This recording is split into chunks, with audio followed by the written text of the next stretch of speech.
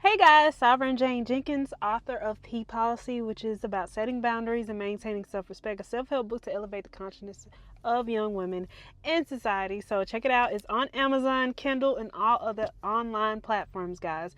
So today I want to talk about how sometimes you have to brainwash yourself in order to heal. Like ultimately in the beginning, healing is essentially brainwashing. You're telling yourself a narrative that's going to help you feel better about the ending of a situation or the ending of whatever is causing you pain, and the reason why you decide to leave, even though initially you did not necessarily want to leave. It was just a situation or circumstance you knew you eventually had to. So you start that process by putting yourself in a mental state to where you're going to decide to leave that situation behind.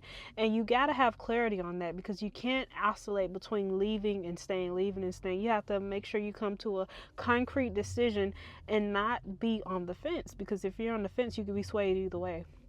So once you come to the conclusion that you have to leave and that it is not working out and the situation is not serving you, you then have to start brainwashing yourself into thinking that your life will be better without them in the long run. And in doing this, you have to make sure that you are also whole within yourself, because if you're not whole and if you don't have that internal feeling of wholeness and know who you are as a person, you're going to be swayed by emotions. You're going to be overcome with emotions and feel like that you're losing out on something by letting go of something old, even though you could be attracting something new, and that's possibly better for your situation overall. So it's best that you make a decision first and foremost that that situation is not serving you, so it's time to let it go and figure out who you are as an individual and breathe and let your healing shine through.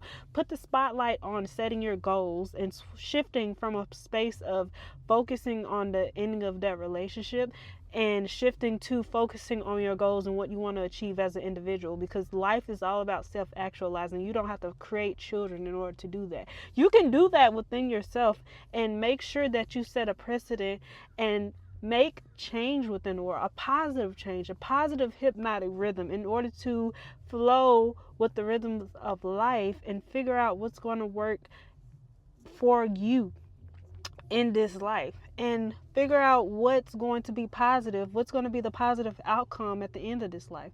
What do you want your life to look like? Yes, life is short. We don't know when it's going to end. We don't know how it's going to end, but we do know that eventually it's going to end. Like, that's something that we cannot get past. Life is going to come to the end for all of us at some point at some time. Nobody is a vampire. No one's going to live forever.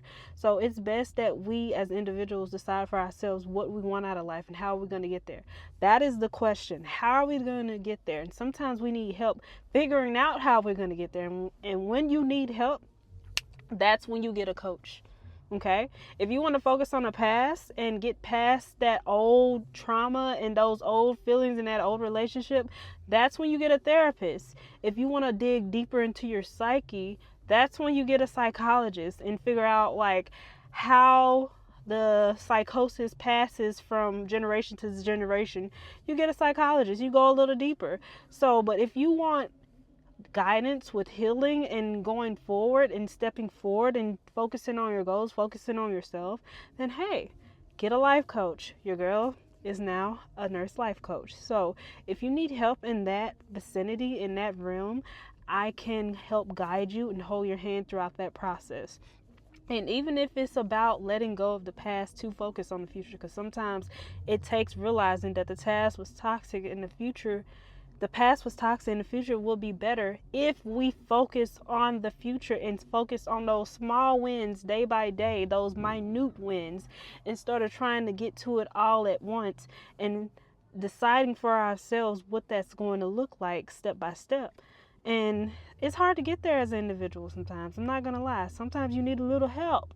And when you need a little help, go to an expert. Get someone that has been through it or can give you expert guidance. And sometimes that's somebody that's already experienced, especially if we had a toxic relationship or a toxic marriage and we did not know how to heal from that.